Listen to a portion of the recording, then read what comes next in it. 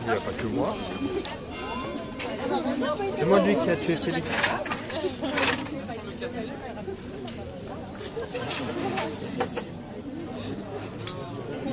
Bon, on va vous laisser. Hein.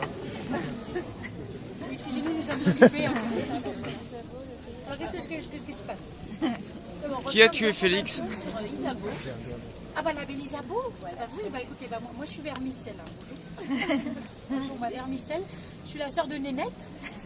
Alors Nénette, elle est dans le jardin, là-bas en train de prendre le frais. Moi je finis la tisane. Bah, Nénette et moi sommes les petites filles de Mamie Léonie. C'est notre grand-mère. Et bah Mamie Léonie était la petite bonne de la belle Isabeau. Nous lui devons beaucoup. C'est une femme très généreuse, la belle Isabeau. Et bah oui, parce qu'elle a quand même fait don. Après avoir sympathisé avec sa petite bonne, elle lui a fait don de son appartement quand même. Ah bah c'est pas n'importe qui lègue son appartement à sa petite bonne. Hein. Bah en même temps elle était en train de mourir, la pauvre. Elle avait la grippe espagnole en 1916. Très jeune, elle est morte. Et elle était triste parce qu'elle n'avait pas pu avoir d'enfant. Alors elle avait un petit coffre qu'elle a offert à Mamie Léonie en lui disant « Je t'offre ce petit coffre. » Ah bah c'est joli, ça rime. Elle lui a dit « Ce petit coffre, je te l'offre. » Ça rime.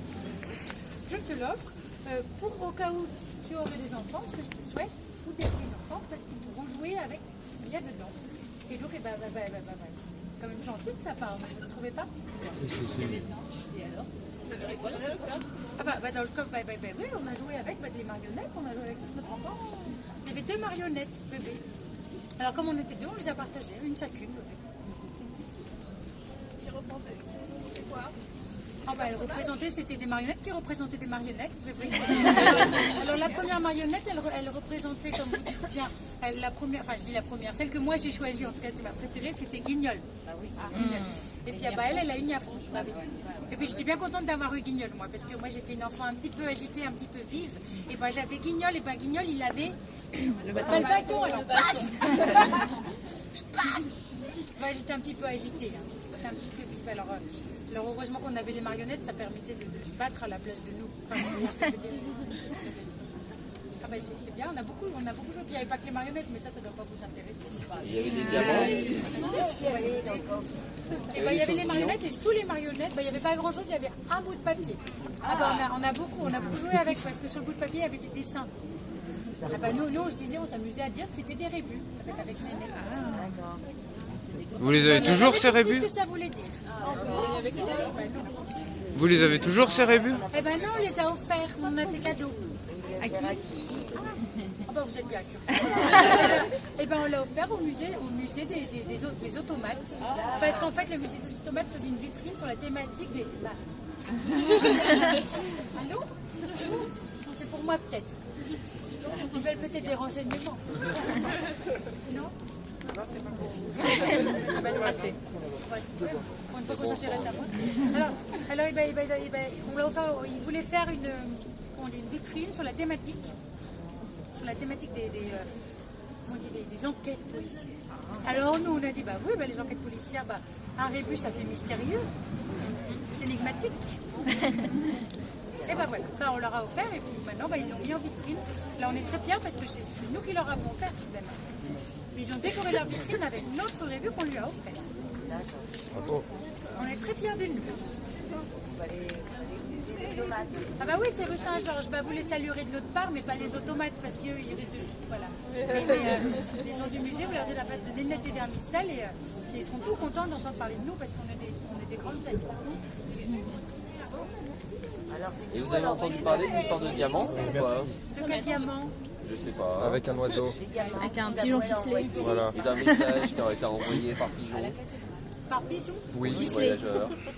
Moi, si vous me dites pigeon ficelé, et je pense à Albert. Monsieur Albert. Albert Monet. Albert Monet était un grand ami d'Isabeau. Isabeau qui était amoureuse d'un certain Félix. Félix Lerat. Et Félix Lerat était à la guerre.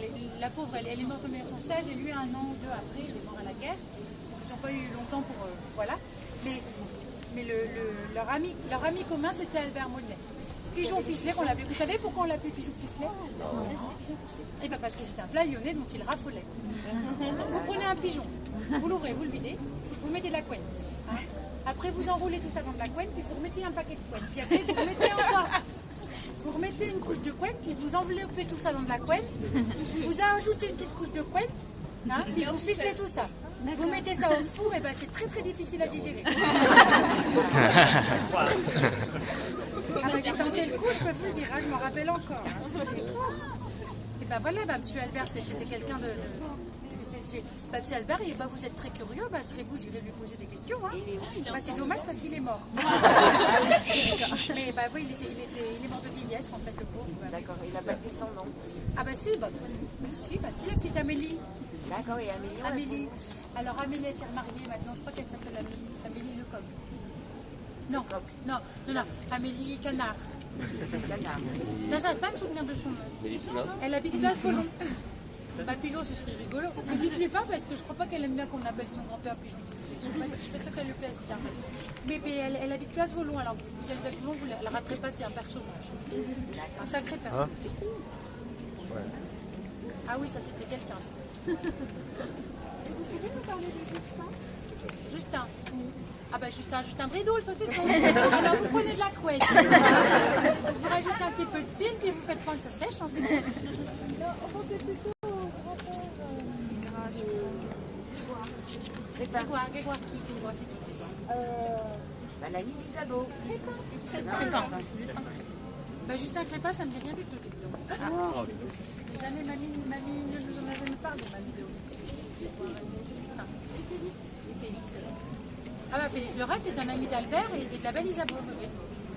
Oui, bah, vous irez demander à sa petite fille. D'accord. Mais si vous allez au musée des automates, et je vous conseille d'y aller parce que c'est très très joli. Et puis alors dans les musées, la collection d'aujourd'hui, c'est 20 000 lieues sous les mers, c'est de toute beauté. Ah bah, puis vous irez voir Quasimodo, c'est le seul qui bouge les yeux. Il y a 250 automates quand même. Ah bah. En tout cas, vous les saluerez bien de ma part, hein, mais pas les automates. Ah bah, vous partez, au revoir. Merci.